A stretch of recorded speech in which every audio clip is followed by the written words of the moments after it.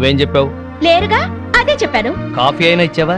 ఇంట్లోకి పిలిచి కూర్చోబెట్టే మనిషిని అనిపించలేదు, అందుకే గుమ్మాలోంచి పంపించాను. నువ్వు మనిషిగా ఆలోచిస్తే ప్రియ మంచిదిగానే కనిపించింది. ఇంటికొచ్చిన అతిథిని అవమానించడం సంస్కారం కాదు. మీ సంస్కారం ఏంటో తెలిసాకే మీకోసం వచ్చిన వాళ్ళందరినీ అనుమానించాల్సి వస్తుంది. అవును, దాన్ని మీరు బైక్ మీద ఎక్కించుకుని తీసుకెళ్లారంటగా, ఎవత్తది? దానికి మీకు ఏంటి సంబంధం? స్నేహం. ఆ అమ్మాయి నా చిన్ననాటి స్నేహితురాలు. నేను నమ్మను. మీరెన్ని రకాలుగా అయినా అబద్ధాలు ఆడతారు. మీరు చేసిన అప్పులకి, ఆడిన అబద్ధాలకి ఇరుగు పొరుగు దగ్గర తలెత్తుకోలేక చూస్తున్నాను. పొగుడు అప్పుల మనిషి అయినా పర్వాలేదు, తప్పుడు మనిషి అయితే ఏ పెళ్ళం తట్టుకోలేదు.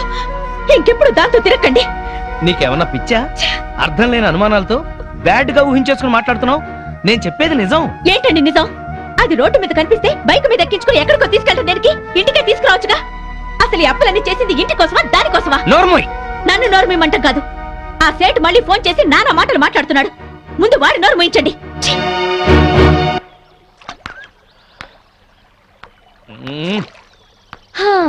భూభారం మోస్తున్నట్టు అలా ఉన్నావేంటి సీను? మనసు బాగోలేదు. అయితే దానికి బాధపడాలా? నేను చాలా సీరియస్ గా ఉన్నాను, నువ్వు జోక్లే. లేకపోతే ఏంటి? మనసు బాగా లేకపోతే బాగు చేసుకోవాలి కానీ ఇలా మొహం డల్గా పెట్టుకుని కూర్చోవాలా? నా వరకు నాకు మనసు బాగలేకపోవటం అంటూ ఉండదు. ఎందుకంటే దాన్ని ఎప్పుడు పనిలో పెడతాను. పనిలో పెట్టాలంటే ప్రస్తుతం నాకు పని లేదు. అయితే పని వెతుకునే పని పెట్టుకో. ఆ పని మీదే ఉన్నాను. గుడ్. అయితే నీ పని అవుతుందిలే. ఏం పని అవుతుందో? ఇంటికెళ్తే పని అవుతానే ఉంది. ఏ? బాగా ఫ్లరిష్ అయ్యే టైంలో బిజినెస్ దెబ్బతింది. దాంతో అప్పులయ్యాయి. మా ఆవిడ నన్ను పనికిమాలిన వాడిని అనుకుంటుంది. నన్ను నా అసిస్టెంట్లే మోసం చేశారు. లేకపోతే లాస్ట్ మంత్ మొత్తం తీర్చేసేవాడిని. మరి ఇప్పుడు ఏం చేయాలనుకుంటున్నావు? నేను చేయగలిగింది ఏదైనా సరే. మా కంపెనీలో జాబ్ ఇప్పిస్తే చేస్తావా? ఏంటి, నేను ఇప్పిస్తే చేయకూడదా? అబ్బే అదేం లేదు. ఎక్కడ పోయిందో అక్కడే సంపాదించాలి. నేను మళ్ళీ బిజినెస్ చేయాలనుకుంటున్నాను. మరి బిజినెస్ కి పెట్టుబడి ఎక్కడి నుంచి తెస్తావు? చూడు, ప్రస్తుతం నువ్వున్న పరిస్థితుల్లో ఒక 2 ఏళ్ళు జాబ్ చేయి, ఆ తర్వాత నీ ఇష్టం. ఓకే సరే, నేను మా బాస్ తో మాట్లాడి నిన్ను ఆయన దగ్గరికి తీసుకెళ్తాను.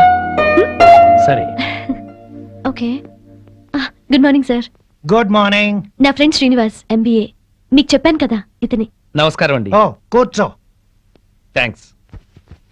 నిన్నెక్కడో చూసినట్టుందే. నువ్వు సాయిరామ్ చిట్ ఫండ్ యానివర్సరీలో రూపాయి మీద ప్రోగ్రామ్ చేశావు కదా? అవును సార్. ఆ రోజు నువ్వు అదరగొట్టేశావయ్యా. నీలాంటి వాడు ఒక్కడు నా టీంలో ఉంటే బాగుంటుందని అప్పుడే అనుకున్నాను. Thank you sir. అక్కడిచ్చే దానికన్నా ఎక్కువ ఆఫర్ ఇచ్చి నిన్ను పిలవాలనుకున్నాను. ఆఫీస్ లో బయట నీ గురించి ఎంక్వైరీ చేశాను. పెద్ద ఫ్రాడ్ అని తెలిసింది. సార్, మీకెవరు చెప్పారు? కానీ అది అబద్ధం. ఎవరో చెప్తే నేను నమ్మను. తన బాసే చెప్పాడు. అతని పార్ట్నర్ అని చెప్పుకొని అప్పులు చేశాడంట. చివరికి అమ్మా నాన్న చచ్చిపోయారని పెళ్లి చేసుకున్నాడంట. ఇవన్నీ అబద్ధాలా? నాకు చెప్పిన పని చేసి జీతం తీసుకునేవాడు కావాలి, నవ్విస్తూ నాకే ఎసరు పెట్టేవాడు కాదు. సార్, ఇతనికి మీరు జాబ్ ఇస్తే ఇవ్వండి, లేకపోతే లేదు. But don't insult him. చూడు ప్రియా, ఇన్నాళ్ళు నువ్వు చాలా తెలివిగలదాని అనుకున్నాను.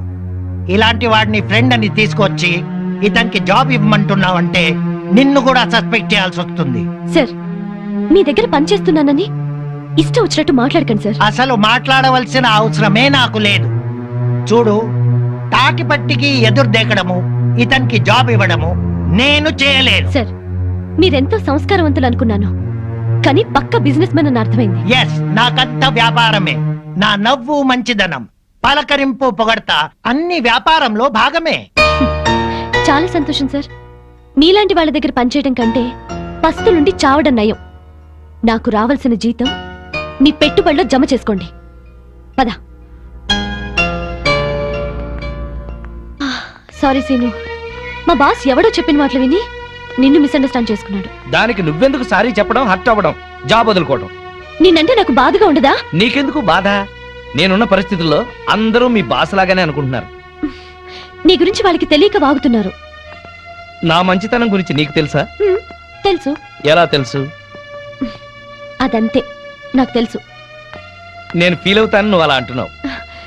లేదు సీను, నిజంగా. Thank you.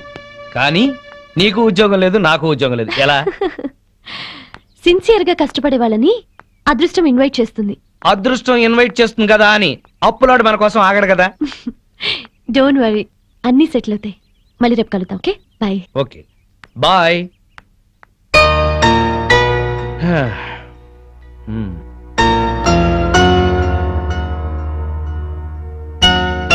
హాయ్ సీను, ఎంతసేపు అయింది వచ్చి? హాయ్, జస్ట్ ఇప్పుడే.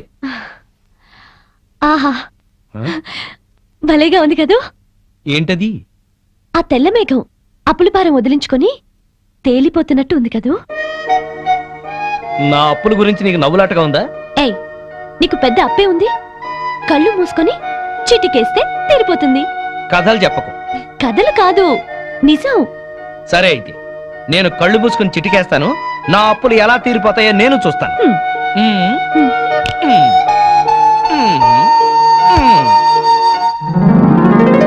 ఏంటిది?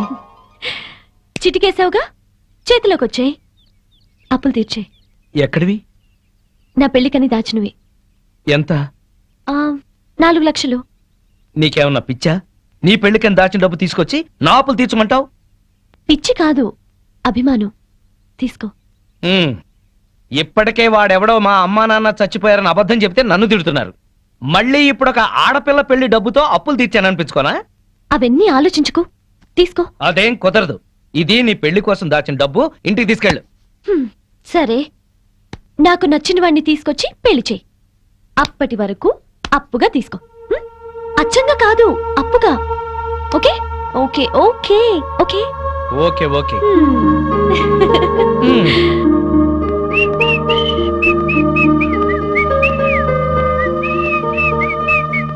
ఏంటి హుషారు, ముఖం వెలిగిపోతోంది? ఇవాళ నా లైఫ్ లో పెద్ద టర్నింగ్ పాయింట్. ఇంకో అబద్ధమా? నాకిదే పనే? మీకే తెలియాలి. నా గురించి ఇలాగేనా ఆలోచించేది? నన్ను పెళ్లి చేసుకోవడానికి మీరేం చెప్పారో తెలిసినప్పటి నుంచి మీ గురించి ఇలాగే ఆలోచించాల్సి వస్తోంది. ఎట్లాగో అన్ని బయటపడ్డాయి ఊరుకున్నాను కదా అని దాన్ని కూడా ఇంట్లోకి తీసుకొచ్చి సర్ది చెప్పాలనుకుంటున్నారు, అవునా? కాదు, ప్రియకి నా పరిస్థితి తెలిసి నాకు సహాయం చేసేందుకు ముందుకొచ్చింది. ఉహుం. ఇప్పుడు నాకు అవకాశం వచ్చింది. నా గురించి నానా మాటలు అన్న వాళ్ళకి నేనేంటో చెబుతాను. నువ్వే చూస్తావుగా. నేను పెళ్ళాం పిచ్చోండే గాని పిచ్చోండి కాదు.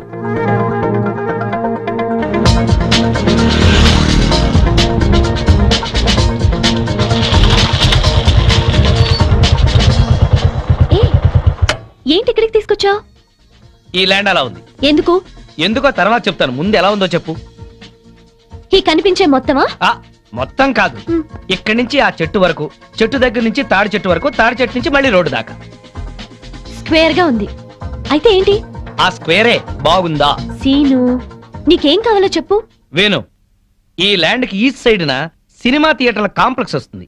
దీనికి వెస్ట్ సైడ్ న అదిగో చూడు ఇంజనీరింగ్ కాలేజ్ ఆల్రెడీ కట్టేసింది, త్వరలోనే ఓపెనింగ్. దీనికి నార్త్ సైడ్ న బ్రహ్మాండమైన క్లబ్ రాబోతుంది. ఇవన్నీ వచ్చేస్తే ఈ ల్యాండ్ వాల్యూ ఎంత పెరిగిపోతుందో చూసుకో. ఈ విషయం మనకెందుకు, అసలు విషయం చెప్పు. అదే చెబుతున్నాను. ఈ ల్యాండ్ నేను కొన్నాను, ప్లాట్లు వేస్తున్నాను. బోని నువ్వే చేయాలి. నీది గోల్డెన్ హ్యాండ్. ఎట్లా కొన్నావు? డబ్బెక్కడిది? నువ్విచ్చావుగా. 4 లక్షలేనా ఈ ల్యాండ్ అంతా? మొత్తం 45 లక్షలు. నువ్విచ్చిన 4 లక్షలు అడ్వాన్స్ ఇచ్చా. బ్యాలెన్స్ 41 లాక్స్ ఎలా కడతావు? అందుకే నిన్ను బోని చేయమంది. నీలాగా 10 మంది కొంటే ఆ డబ్బు తీసుకెళ్లి 2వ ఇన్స్టాల్మెంట్ కడతాను. అలా రొటేషన్ చేయడమే రియల్ ఎస్టేట్ వ్యాపారం. అప్పులు తీర్చకుండా మళ్ళీ ఈ రిస్క్ ఎందుకు చేశావు? ఇప్పుడున్న రిస్క్ లోంచి బయటపడ్డానికి. వాట్ సీను, నిన్నేమనాలో నాకు తెలియటం లేదు. ప్రియా, నీ పెళ్లి డబ్బుతో నా అప్పు తీర్చకుండా ఇది కొన్నానని బాధపడుతున్నావా? నువ్విచ్చిన డబ్బుతో ఆ సేటు అప్పు తీర్చినా మళ్ళీ నీ దగ్గర అప్పు ఉన్నట్టే కదా. అందుకే ఆ డబ్బు ఈ ల్యాండ్ మీద పెట్టా. నా అంచనా ప్రకారం 2 నెలల్లోనే నేను సక్సెస్ అవుతాను. ఒకవేళ ఇంకోలా జరిగినా నువ్విచ్చిన డబ్బు నష్టపోయేదేం లేదు. ఈ ల్యాండ్ ఉంటుంది. ఇవాళ నేల మీద చెట్టును పెట్టినా కట్టడం కట్టినా పెరుగుతూనే ఉంటాయి. నా లాభాల్లో 50% నీకే ఇస్తాను. నో నో నో, లాభం ఎంతొచ్చినా నీకే. నీకు అప్పుగా ఇచ్చాను, పార్ట్నర్ గా పెట్టుబడి పెట్టలేదు. సరేలే, ఇప్పుడు చెప్పు ఈ ల్యాండ్ ఎలా ఉందో. గోల్డ్ బిస్కెట్ లా ఉంది. All the best. Thank you very much. వెళదామా?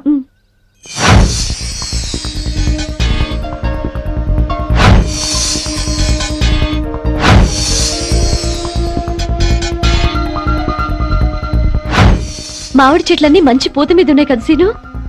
పూత మీదే కాదు, ఒక మంచి పండు కూడా కాసింది. పూత మీదే పండా? ఎక్కడా? అక్కడ కాదు ఆ అదుగో వావ్ నా వ్యాపారంలో మొదటి ఫ్రూట్ నీకోసమే కొన్నాను, తీసుకో. ఏ నాకెందుకు ఇది? హ్యాండ్ బ్యాగ్ ఒప్పుకుంటూ హ్యాపీగా వచ్చేస్తా. నాకు ఈ కారే వద్దు సీను. తీసుకో.